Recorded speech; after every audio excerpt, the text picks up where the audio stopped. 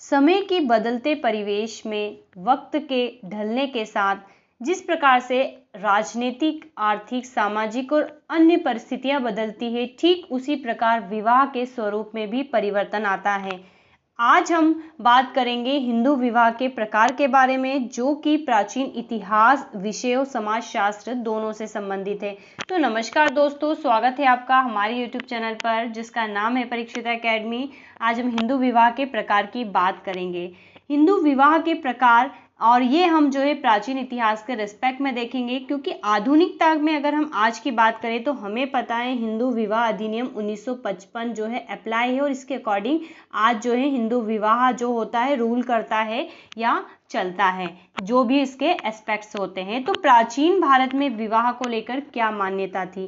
तो प्राचीन समय में माना जाता था कि जो प्रोहिबिटेड रिलेशनशिप होती है या अप्रतिबंधात्मक समागम अगर नैतिक या चारित्रिक दृष्टिकोण से ही नहीं बल्कि समाज में अशांति, संघर्ष और असुरक्षा का कारण बनते हैं, इसीलिए यौन संबंधों को नियमित, नियंत्रित और निर्देशित करने के लिए विवाह संस्था का प्रादुर्भाव हुआ। हिंदू धर्म में विवाह न सिर्फ विवाह होता है बल्कि ये एक धार्मिक मान्यता भी है और जन्म जन्मांतर की धारणा को लिए हुए होता है। ठीक है, तो प्रत्येक समाज में यौन संबंधों की स्थापना के बारे में कुछ निश्चित नियम होते हैं और इन्हीं मान्यता प्राप्त नियमों को विवाह कहा जाता है। तो यहाँ पर हम बात करें अगर बर्जेस और लॉक, ठीक है, ये एक व्यक्ति विशेष का नाम है। तो बर्जेस और लॉक ने अपनी पुस्तक द फैमिली में कहा है कि मनुष्य जो है विवाह करता है जबकि अन्य पशु केवल यौन संबंध स्थापित करते हैं। ठीक है, तो यौन संबंध स्थापित करना ही मनुष्य के विवाह का जो है अर्थ नहीं होता है, बल्कि एक सुसंगठित समाज का निर्माण करना, जनरेशन आगे बढ़ाना भी उसका जो है परम कर्तव्य होता है। तो इसी तारतम्य में हम विवाह के प्रकार के बारे में बात करेंगे।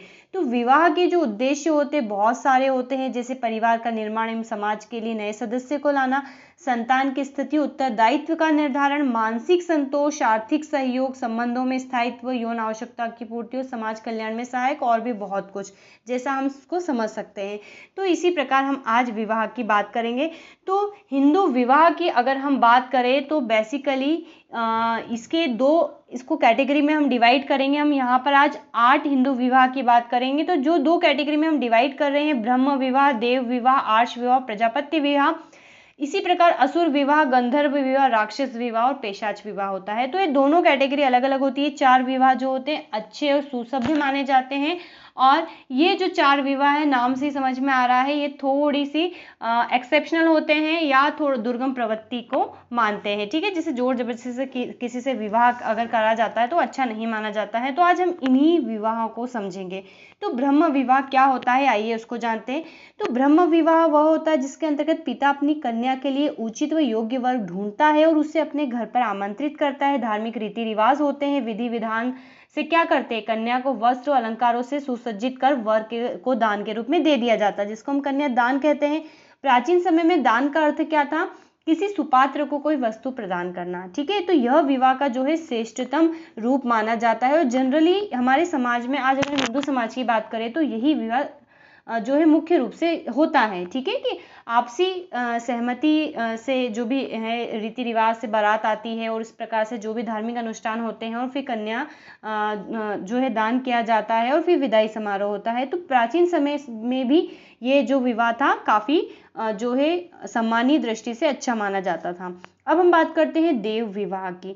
तो देव विवाह वह विवाह होता है जिसमें क्या होता है, एक यज्ञ किया जाता है। तो यज्ञ करने वाला जो पुरोहित होता है, इससे व्यक्ति जो भी यज्ञ करवाता है तो यज्ञ करने वाले व्यक्ति से अपनी पुत्री का क्या करता है, विवाह कर देता है।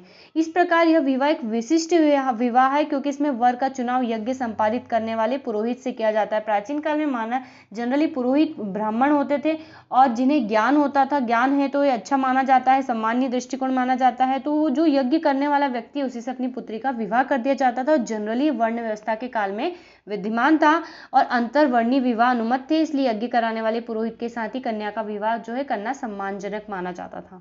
तो ये देव विवाह। आर्ष विवाह में क्या होता था कि इस विवाह में कन्या पिता एक जोड़ी बैल और गाय के बदले में अपनी कन्या का विवाह किसी ऋषि के साथ करता है। ठीक है, तो आर्ष विवाह में यहाँ पर इन विवाह को 4 को अच्छा क्यों मान रहे हैं, क्योंकि जो उस समय का दृष्टिकोण था सामाजिक, तो अच्छा माना जाता था। तो इसी प्रकार तो जिस ऋषि से जिस कन्या का विवाह हो रहा है, अगर ऋषि उसको एक जोड़ी गाय और बैल दे देता है तो कन्या वो उसको किसको दे देता है, लड़की का पिता ऋषि को दे देता है। तो ये है आर्ष विवाह।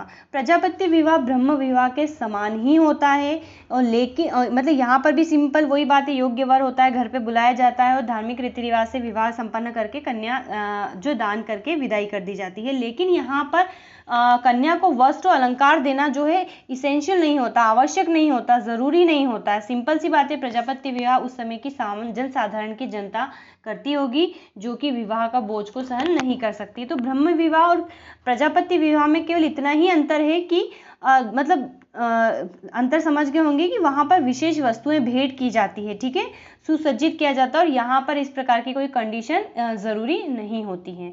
तो ये 4 विवाह हो गए। अब हम आते हैं असुर विवाह पर। तो असुर विवाह में क्या करता है कि जब कोई पुरुष कन्या के पिता को यथाशक्ति धन देकर बदले में कन्या को क्रय करता है, मतलब एक प्रकार से अगर ये मान लीजिए कि ये लड़की का पिता है, तो ये क्या करता है, अपनी कन्या अगर इसको कोई भी धन देगा, चाहे वो योग्य हो अयोग्य हो, कैसी भी प्रवृत्ति का है, अगर वो उसको यथोचित धन दे रहा है तो वो व्यक्ति क्या करता है, अपनी कन्या का विवाह उससे कर देता है।